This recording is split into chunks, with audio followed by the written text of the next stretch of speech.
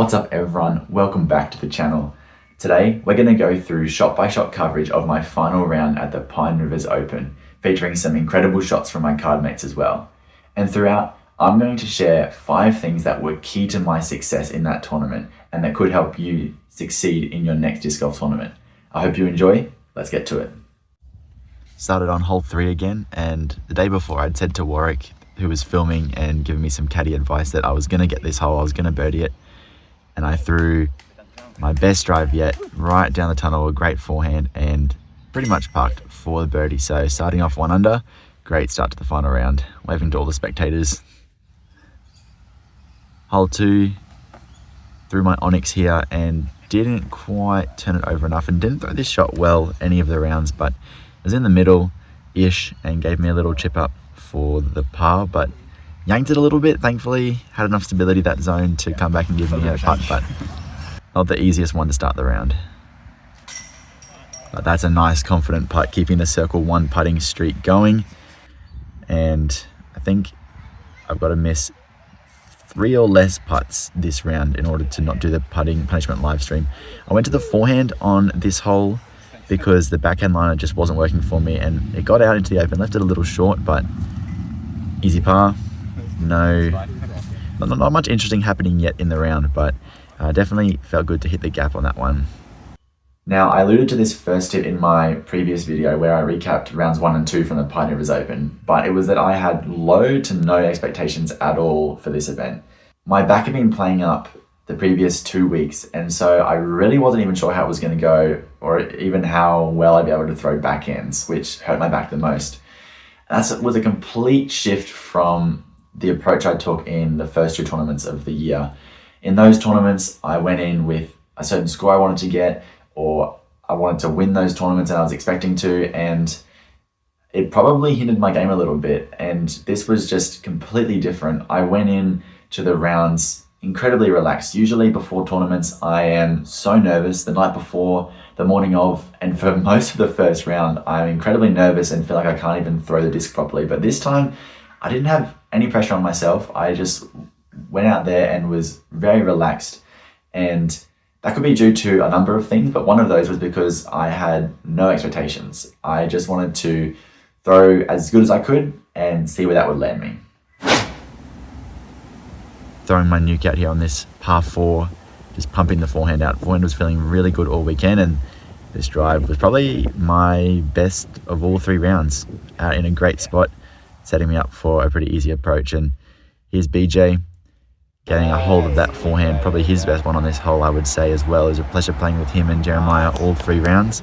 Now we've got Jesse, who actually signed up for the tournament after watching my practice round video. Shout out to him. So you'll see some incredible drives from him throughout the round as well. Here I'm just taking my ringer zone for the backhand hyzer approach. Left it a little inside, but it pushed past the tree. And I thought I'd put it in there. Then I thought I'd rolled OB, but it stayed safe, leaving me a circle 1 putt for the birdie. That's the first missed one of the round. I've only got 2 more lives left. Tangled that one in, and another par. So a little bit of a slow start, but keeping it clean. I hit a really nice line there with my Onyx on the forehand, but unfortunately couldn't capitalize. And I actually told Warwick, make sure you film Jeremiah's shot on this hole in round 3, because the first 2 rounds he had absolutely parked it. That one not quite parked, but still a great shot nonetheless. Again, just leave myself in circle 2, bit tough to make these putts. And I didn't quite get it, but Jeremiah, even though it wasn't quite as parked, he made the birdie. So shout out to him. Incredible backhand drives on what really is more of a forehand hole. This is a big par 4. Took my nuke, smashed it out to the right, and that's in prime position. The second thing that could unlock greater success in your disc golf game is routine. I don't think you see any pro on the Pro Tour who doesn't have a routine. Some are really well known for their long routines or the specific things that they do, and I'm sure a lot of us could mimic their routines. But I think that it's super important to have that routine before every shot, whether it's checking the wind, doing a practice swing, maybe doing a practice putt, feeling the stroke out, because it allows you to then be in that rhythm and it feels comfortable and it feels normal. And then it allows you to focus on the one or two things that you want to focus on. For me, I do my routine and then I would focus on where I was aiming, my aim point and the angle I wanted to throw the disc, and then just hit it hard. And I think simplifying it like that, because of having a good routine, was really, really key to me feeling confident every time I stepped up onto the tee. Throwing my force here, just trying not to go OB right. I'm playing it pretty safe, so it's left and short, but and maybe a little bit closer to the OB left than I was hoping, but it is there. Leave me in circle 2 for a putt. And the wind just kind of shoved that one down, as you can see I was saying there, but not too bad. Another par, kind of boring, but had enough of a lead that I wasn't too concerned at this point. Trying to get a birdie though would be nice. It's a nice looking shot there, a little bit inside, a little bit short. So again, not as close as I was the previous 2 days where I took birdie, but this is a shot from BJ, I believe. And that is a really nice looking forehand shot. Well, this one's zinging through. This is Jesse's shot. He's throwing the backhand and it's skidded a little long, and you'll see an interesting putt there in a moment. Here I am again in circle 2 and just didn't quite get it there. I was so close to putting that one in. Still looking for the first big putt of the round. The bush just made a putt, and that was actually Jesse. And oh my goodness. That would have been amazing to make that. What an effort when you couldn't even see him in the bush. Another par for me, still 1 under. Scorecard is clean so far. Here we are. The iconic shot off the top of the hill. Throwing my nuke, and really felt happy with how that came out of the hand, but it just got turned over in the headwind and didn't quite get the flex back. But here's BJ throwing a crazy turnover that just is going so far, and actually he's absolutely crushed that. What a shot. Tough to get a 2 on this one. You'd be happy with the 3. And Jesse showing the power that he has, just going low line with his destroyer, Heiser, and getting a friendly skip, and that is a massive drive. What a shot. Jeremiah playing his second with his zone, throwing it to absolute perfection, right through the gap. That should nestle up there, be a good putt for par. Oh, I thought I'd made that one. Couldn't quite make the magic happen 2 rounds in a row. So we're all going to tap in here for pars, which honestly is not too bad on this hole.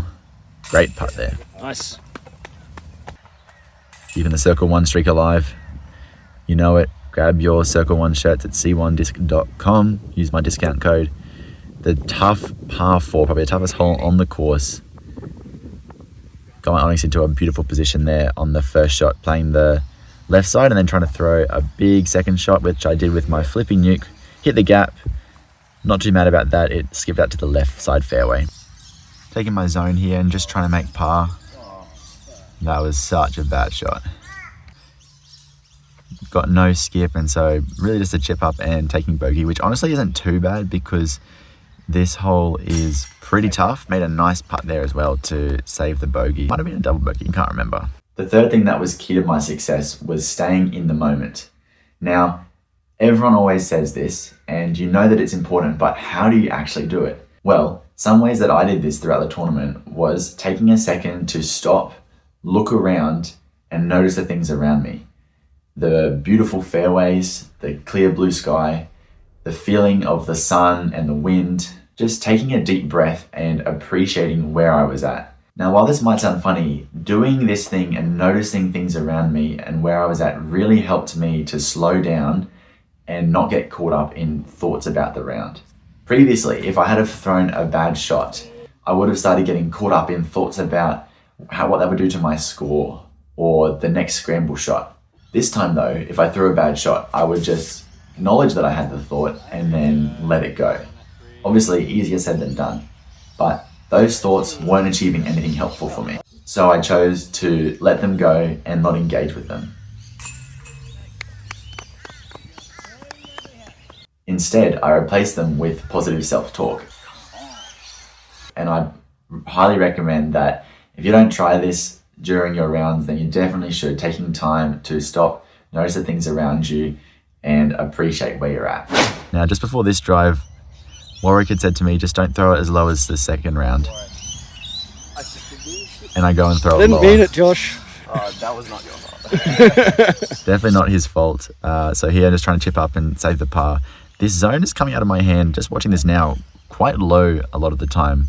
So I didn't quite pick that up on or during the round. But there's a little straddle to try and save the par, and unfortunately not. So that'll be a bogey, unfortunately. So a little bit of an up and down round. Not getting anything going too much, but my nemesis hole, which I've actually nailed the gap 2 rounds so far. Took the force and nailed it a 3rd round in a row. Probably my cleanest drive of all 3 rounds, leaving me with this putt for birdie on my nemesis hole. That one feels really good to get, and to play that hole pretty cleanly all 3 rounds. Very happy about that. BJ threw an incredible roller on this hole in round 1. If you haven't seen that, go check it out. And once again, puts it down and ends up in a fantastic spot, gets out the gap, and blown away by what he can pull off with these crazy shots. I'm throwing my Onyx here. I'm actually throwing quite a lot on these wooded shots. I feel really comfortable throwing it, and got quite lucky on the right side. We got out into the open there. There's Jesse throwing an absolutely incredible shot after hitting early, giving himself a chance to save the par. Incredible shot. I'm throwing my jawbreaker zone here. That one flew super nice and straight, and finished at the end, and that's going to be pretty close for my birdie putt.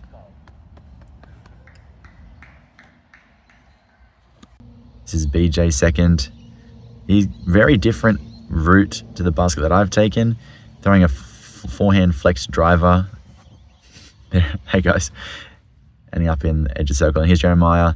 Massive putt to save the par from outside the circle. Huge. Can BJ do the same for his birdie? You betcha. What a couple of putts from those guys. Absolutely incredible. There's a nice birdie for myself, putting down towards the slope. Self-talk is the next tip. I probably use this more than I ever have before during this tournament. I often stood up to a putt and told myself, "You've got this." I would then smile to myself, and those 2 things put me in a good headspace. I was using positive self-talk rather than thinking and worrying about missing the putt, which I believe played a huge part in my drastically improved Circle 1 putting performance compared to the first 2 tournaments of the year. Onto the tight tunnel shot. Pulled out the Mantis again, hit it really well, but it got a little bit extra flip, but a nice kick back into the middle. So probably not a birdie like I did the first couple of rounds, but a good chance for par. Jesse, whoa, almost throws it in from a knee. Incredible shot. And unfortunately that one for me, couldn't quite connect. Just sit down. Thankfully that vine stopped it. And I made a nice putt there to save the par. This is a really tricky hole. 140 meter hole, par 3, going over water. I was trying to get over, throwing my nuke, but turned it over too much and stayed safe. So I've got a little chip up there to try and just get the par. Jesse though, going for it as well. Puts a massive move on this one, and it's looking good. It's quite high, but stays safe. What a shot. BJ also going for it. Throw it over the thing. BJ, throw it right over. Table up, get back in. Get it. Oh, he's snuck in. That's an absolute crush as well. What a shot. Super impressed by his distance. Yeah, I'm just throwing the zone to try and get over the hill to the basket. Thought it was a bit low. Got some decent height, and I think it's skirted into circle 1. But again, low forehands on those standstill approaches. Oh, heartbreaking. I've always found it tough to putt down to this basket from sort of up on the slope for some reason. I don't really know why, but I always leave it low. So that's something I'm going to have to figure out. And unfortunately, that's another missed circle 1 putt. So I think maybe only one more life before I have to do a punishment live stream. Throwing my nuke here on this 120 meter par 3. Left it quite high. So it's maybe in circle 2. Not quite as close as I would have hoped, but Jesse, on the other hand, is getting an absolute rip on this destroyer. And putting it in a really good spot for a birdie look. So me personally, even though I've got quite a good lead at this point, I'm still trying to shoot my best possible round and not giving myself the chances that I would hope. And so I'm feeling like I've not quite played amazing, but I'm doing enough to get pars. The final key to success is celebrating others' shots. Sometimes, as much as I hate to admit it, I would get intimidated when my card mates threw great shots. But in this tournament, I really focused on celebrating the good shots thrown and the great putts made by my competitors. Now, to those outside of disc golf or who come from other competitive sports, this might seem a little odd. However, something that I love about disc golf is that it is very encouraging and there is great camaraderie amongst card mates, which I think is a big reason why people get into disc golf in the first place. And I found that when I celebrated the shots thrown by my competitors, it put me in a much better mood and there was a much more positive vibe on the card. I highly recommend trying this for yourself if you don't already. There's a great piece of wisdom that says, rejoice with those who rejoice and mourn with those who mourn. So why not give it a go? Off of hole 1 here, 2 holes to go, massive rip with my nuke, super fun shot. And I took my flippier nuke here to try and get some good distance and it paid off. Got way down there. Got some nice encouragement from the spectators. And here I'm just trying to not throw it into the ground like I did in round 2 with my zone standstill. I actually got it up in the air. Hallelujah. A bit wide, but swung it back and it's given me a putt for the birdie. Just like you drew it up. Exactly.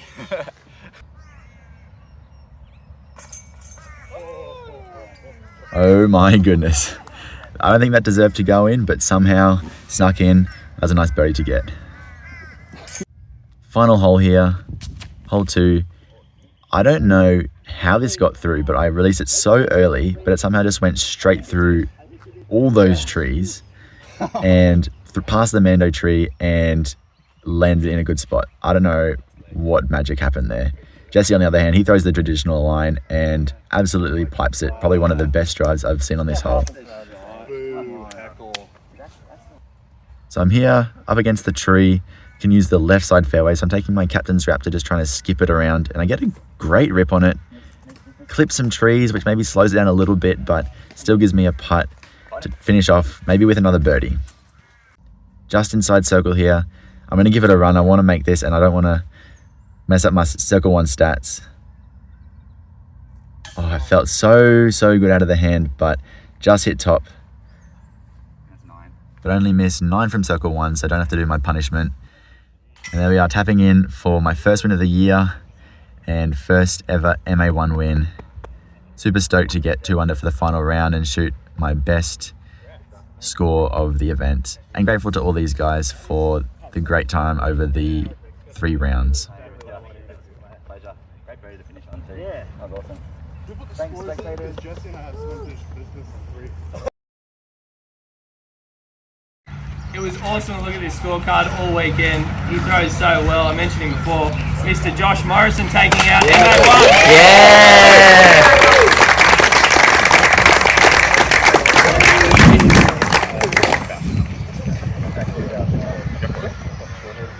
Yeah, we've got a few people to thank.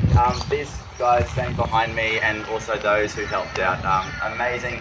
You always put on such an incredible event and I'm proud to be local to here. So give it up for these guys. It's been absolutely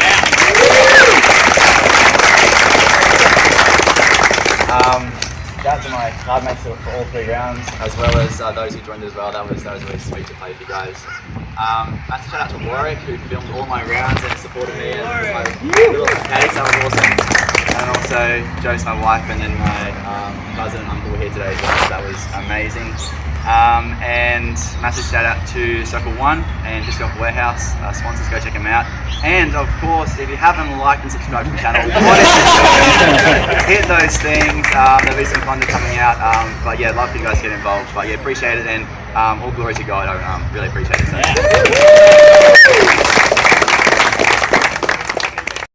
Thank you all so much for watching. I hope that you enjoyed this video. Please let me know what you thought of these tips and leave your best tips for succeeding in tournaments in the comments below. As always, I hope that you have had a wonderful day. Make sure you make it great for somebody else too, and we'll catch you in the next one.